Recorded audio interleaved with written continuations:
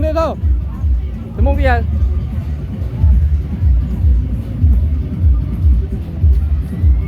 Đang đi phé mà.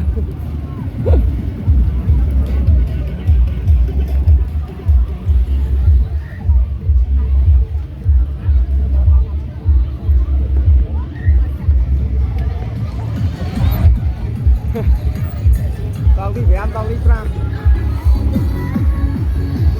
Đi chở cái nào ngay bà hao vậy.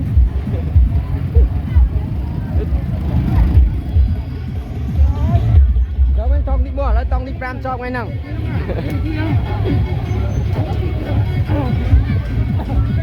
Ồ. Lên lên. Lên tới. Xong thon đi, xong thon đi.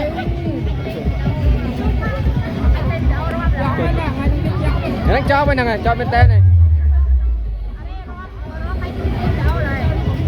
Cho hôm ghê rồi. Cái đó người chờ ăn đánh pro ngay nè ngờ. Người mục lạc hai. Người ngay nó ngay bà hôi. Nó cùng bên lê cái nào.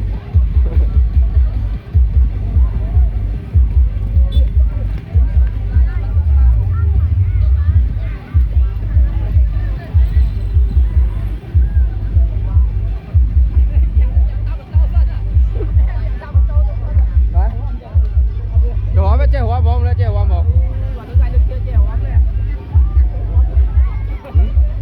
Lên đi. Đây là ngày bà hao ấy.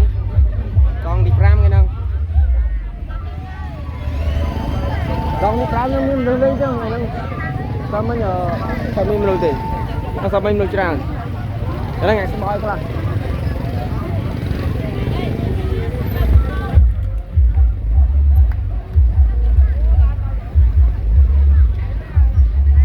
Gì đó anh hỏi.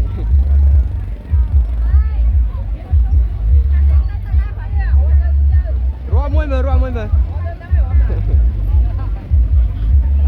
man bay.